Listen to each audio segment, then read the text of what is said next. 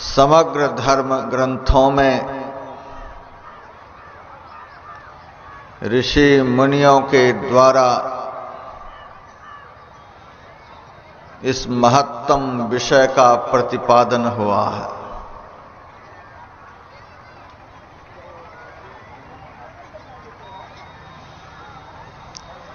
परमात्मा की प्राप्ति करा देने वाला, परमात्मा का साक्षात्कार करा देने वाला, जन्म मरण के समग्र दुखों से निस्तार दिला देने वाला,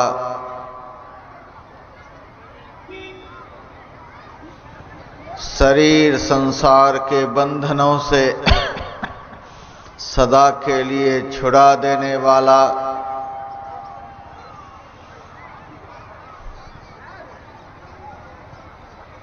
मन की चंचलताओं को दूर करा देने वाला, चंचल चित्त को स्थिर करा देने वाला,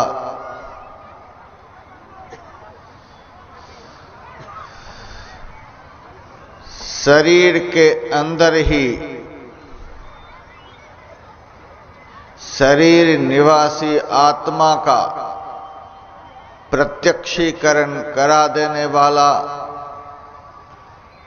यदि कोई अव्यर्थ साधन है तो वह एकमात्र ध्यान योग है।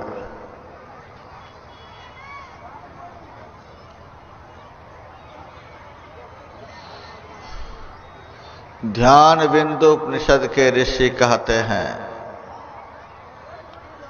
यदि शैल समं पापं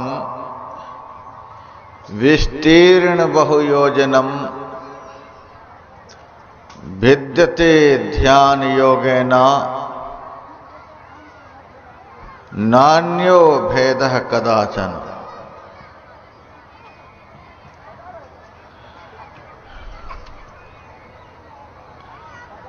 कई योजन तक फैला हुआ पहाड़ के समान यदि पाप हो तो वह ध्यान योग के द्वारा नष्ट हो जाता है। इसके समान पापों का नाश कर देने वाला दूसरा कभी कुछ नहीं हुआ।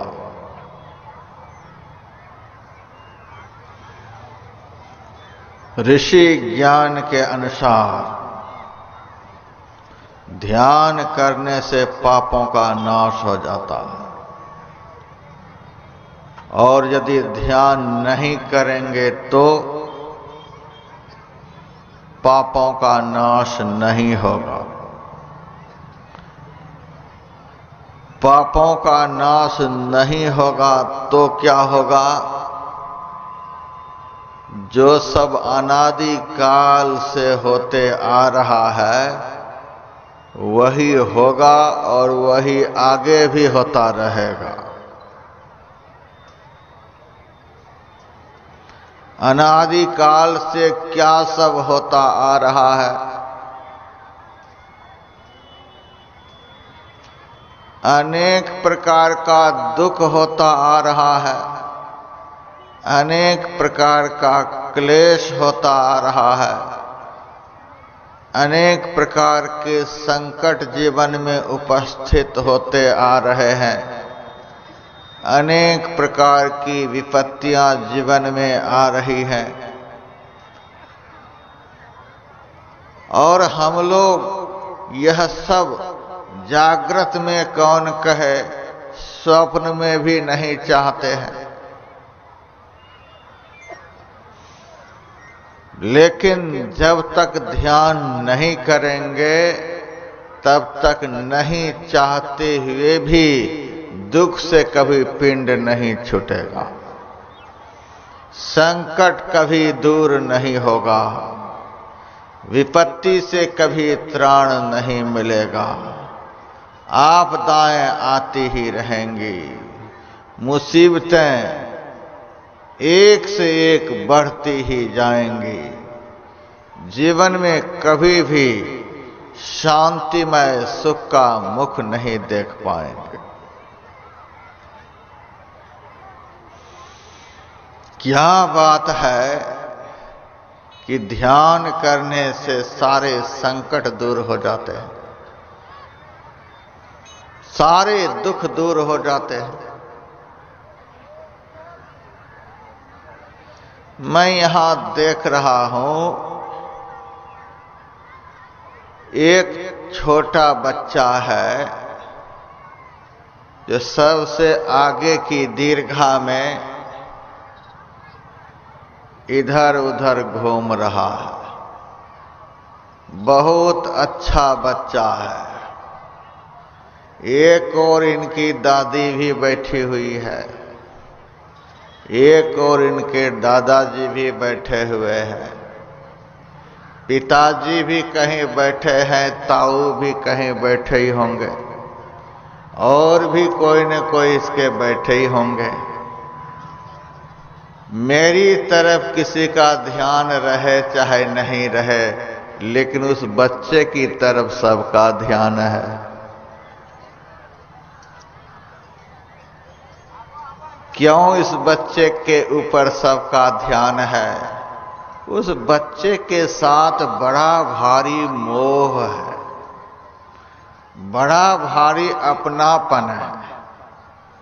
दिल से सब उसको अपना समझ रहे हैं, और वह बच्चा भी इन सबको अपना समझ रखे हैं। सबके दिल में उस बच्चे के प्रति प्यार का भाव है। बच्चे में कोई विकार नहीं है, कोई दुर्गुण नहीं है, बड़ा भारी आकर्षण है। तो जैसे अपनापन के कारण उस बच्चे के ऊपर सबका ध्यान है, सबका ध्यान होने के कारण कोई आदमी उस बच्चे को यहां से उठा ले जाना चाहे, क्या उठा ले जा पाएगा? नहीं ले जा पाएगा, क्योंकि उस बच्चे पर बहुतों का ध्यान है। बहुतों के संरक्षण में वह बच्चा है। उस बच्चे का कोई यहां अनिष्ट करना चाहे कोई भी नहीं कर सकता, क्योंकि उनके बहुत सारे अपने लोग हैं जो उनको ध्यान में रखते हैं, उनको अपने निगाह में रखे हुए। वह इधर उधर भी जाना चाहेगा, अपना अनिष्ट अपना से भी करना चाहेगा, तो भी इतने लोगों की देख रेख में होने के कारण वह अपने से भी अपना अनिष्ट नहीं कर सकता।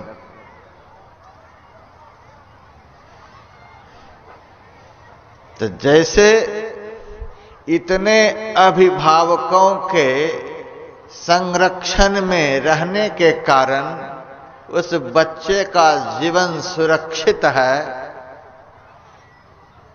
उसी तरह से जो ध्यान के द्वारा अपने अंदर के समग्र पापों को धोकर अपने मन को निर्मल बना लिया है, अपने चित्त को विशुद्ध कर लिया है, अपनी दृष्टि को पवित्र कर लिया है, अपनी आत्मा का शोधन कर लिया है, ऐसे निर्मल हृदय वाले भक्त परमात्मा का इकलौता बेटा के समान होता है। परमात्मा का वह प्रिय पात्र होता है। परमात्मा के संरक्षण में वह संसार रूपी रंग मंच पर खेलता है, कूदता है, निर्द्वंद होकर के विचरण करता है। काल यमराज भी चाहे उसको उठाकर ले जाने के लिए तो उठाकर ले नहीं जा सकता।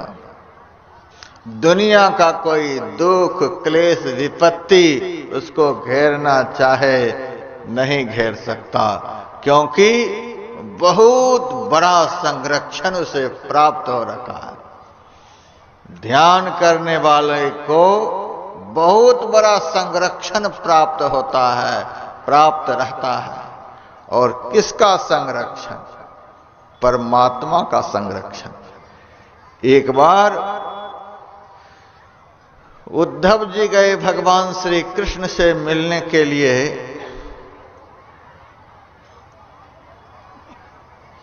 उद्धव जी ने देखा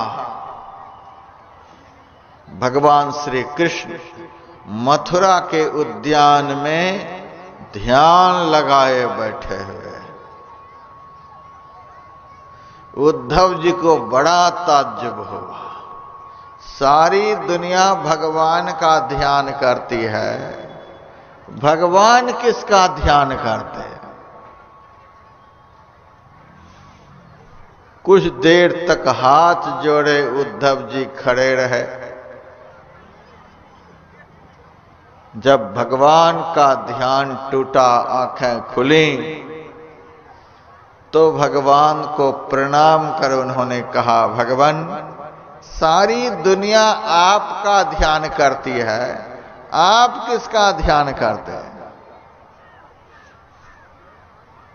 भगवान कृष्ण ने कहा, हे प्यारे उद्धव, जो जन उधो मोहि न बिसरै, ताहि न बिसारो छिन एक घड़ी। जो मोहि भजय भजो मैं वाको, कल न परत मोहि एक घड़ी। काटो जन्म जन्म का फंदा, राखो सुख आनंद करी। जो जन उधो मोहि न बिसरै, ताहि न विसारो छिन एक घड़ी। गीता में अर्जुन से भगवान ने कहा, ये यथा माम प्रपद्यन्ते तांश तथैव भजाम्यहम्। जो जिस तरह से मेरा भजन करता है, उसका भजन मैं उसी तरह से करता हूं। उद्धव, जो मेरा ध्यान करता है, उसका ध्यान मैं करता हूं। भक्त मेरा ध्यान करता है और भक्त का ध्यान मैं करता हूं।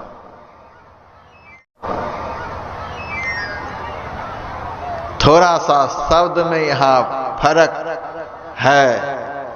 भक्त भगवान का ध्यान करते हैं। जो भक्त भगवान का ध्यान करते हैं, उस भक्त का ध्यान भगवान रखते हैं। भक्त ध्यान करते हैं और भगवान उस पर ध्यान रखते हैं। जिस पर भगवान का ध्यान रहे, जिसका ध्यान भगवान रखे, अब कहिए उसका दुनिया में कौन क्या बिगाड़ सकते हैं?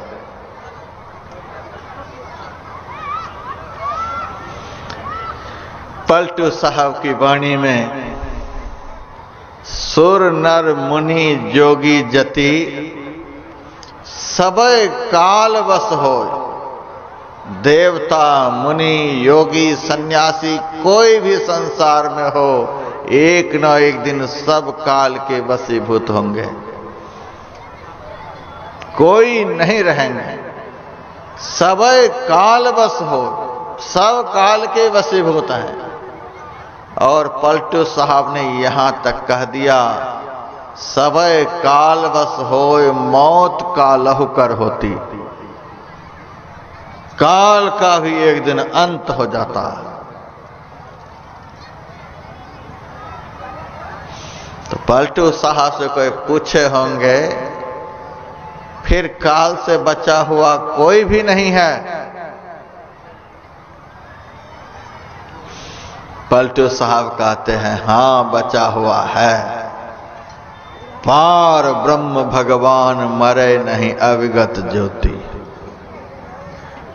एकमात्र परमात्मा ही काल से बचे हुए।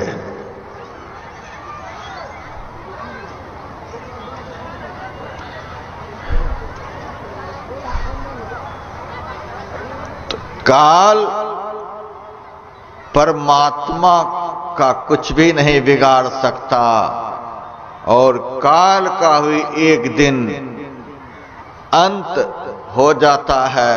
किसके द्वारा अंत हो जाता है? अकाल मूरत परमात्मा के द्वारा। सिख धर्म में परमात्मा को अकाल पुरुष कहा जाता है। काल से एकमात्र परमात्मा बचे हुए हैं। इसीलिए परमात्म पद को देश कालातीत पद कहा जाता है। वहां गम काल की नाई, नहीं तह धूप छाई। कबीरा देश वह न्यारा, लखे कोई राम का प्यारा। तो काल से एकमात्र परमात्मा बचे हुए हैं, और ऐसे परमात्मा जिसका ध्यान रखे तो वह भक्त भी काल से सदैव सुरक्षित रहता है। उस भक्त का भी काल कुछ भी नहीं बिगाड़ सकता है। भगवान का वचन है, नहीं कल्याण कृत कश्चित दुर्गतिं तात गच्छति। कल्याण के मार्ग पर चलने वाले की अधोगति, दुर्गति कभी नहीं होती है। तीन मार्ग इस संसार में चलने के लिए है। एक है थल मार्ग, ट्रेन से लोग जाते हैं, मोटर कार से लोग जाते हैं, पैदल लोग जाते हैं, लेकिन यह मार्ग भी सुरक्षित नहीं है। ट्रेन भी एक्सीडेंट कर जाती है, कार भी एक्सीडेंट कर जाती है, पैदल आदमी भी एक्सीडेंट कर जाता है। थल मार्ग भी सुरक्षित नहीं। दूसरा है जल मार्ग। नाव के सहारे, जहाज के सहारे अथवा तैरने की विद्या के सहारे आदमी जल मार्ग को तय करता है, लेकिन तैरने वाले भी कभी कभी डूब जाते हैं, महाजल जंतु के मुंह में पड़ जाते हैं, जीवन खतरे में पड़ जाता है, नाव भी डूब जाती है, जहाज भी डूब जाता है। जल मार्ग भी खतरे से खाली नहीं है, जल मार्ग भी सुरक्षित नहीं है। तीसरा है वायु मार्ग। वायुयान के सहारे, हवाई जहाज के सहारे, हेलीकॉप्टर के सहारे लोग एक जगह से दूसरी जगह जाते हैं, लेकिन वह मार्ग भी सुरक्षित नहीं है। आए दिन सुनते ही रहते हैं, वहां फ्लाइट नष्ट हो गया, गिर गया, क्षतिग्रस्त हो गया, सारे लोग खत्म हो गए। वायु मार्ग भी सुरक्षित नहीं है, वायु मार्ग भी कल्याण का मार्ग नहीं है, जल मार्ग भी कल्याण का मार्ग नहीं है, थल मार्ग भी कल्याण का मार्ग नहीं है। फिर कल्याण का मार्ग कौन सा है? जो बिल्कुल विपदा से रहित है, क्षति से रहित है, दुर्घटना से रहित है, और 100 कल्प तक भी चलता रहे आदमी तो कभी भी खतरा नहीं हो सकता है, कभी भी एक्सीडेंट नहीं हो सकता है। वह कल्याण का मार्ग कौन सा है?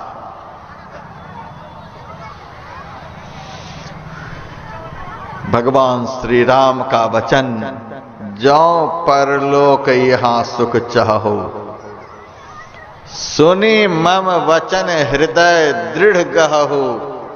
सुलभ सुखद मार्ग यह भाई, भगति मोरी।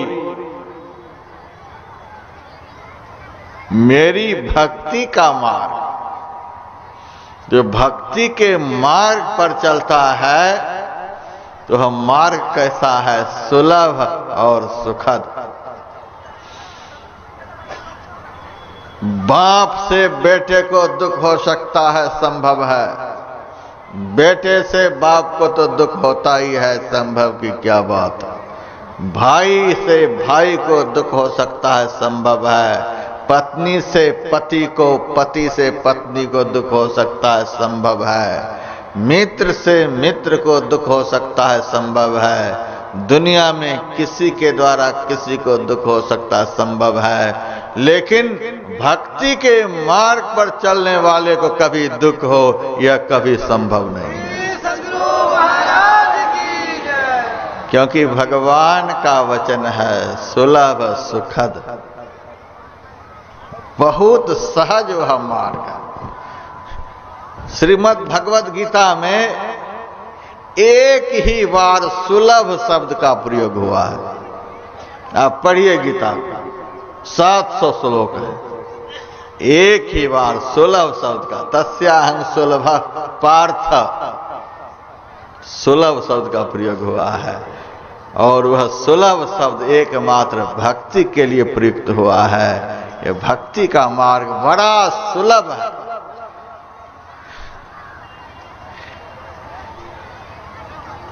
देखिए, हमारे जो मुख्य आयोजक हैं, जिनके बच्चे के लिए मैं सुना रहा था, वह भी मेरे पास आकर के भजन सुना देता है।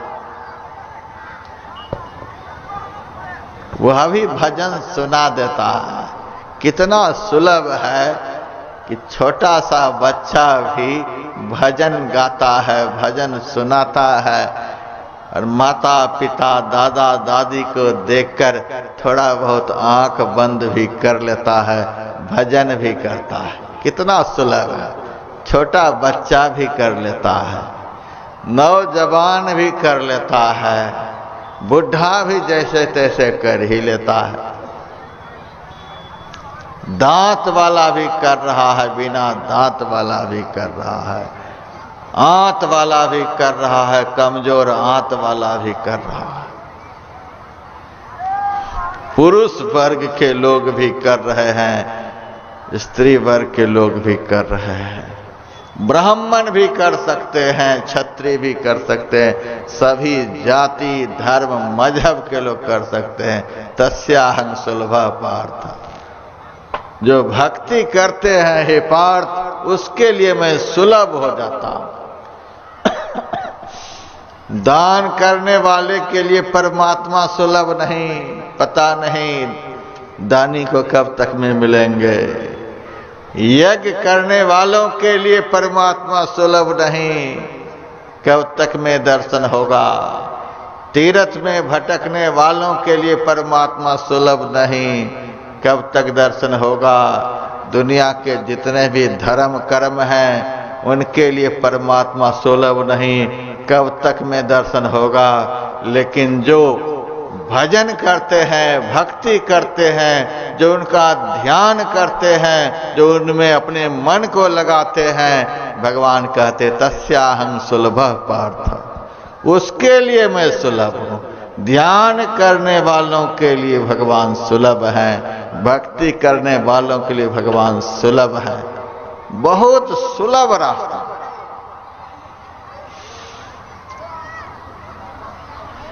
न आपको कहीं जाना है, चुपचाप बैठ जाइए। न आपको उनके लिए हाथ भी हिलाना है,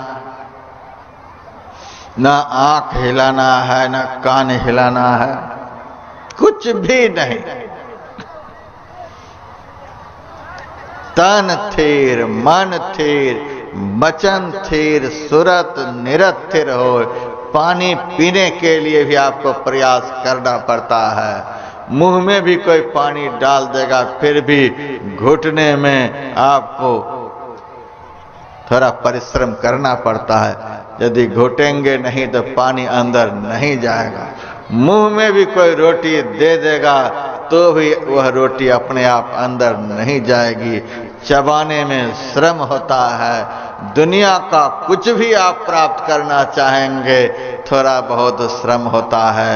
लेकिन भजन इतना सुलभ है न आंख हिलाने की जरूरत, न जीभ हिलाने की जरूरत, न शरीर हिलाने की जरूरत।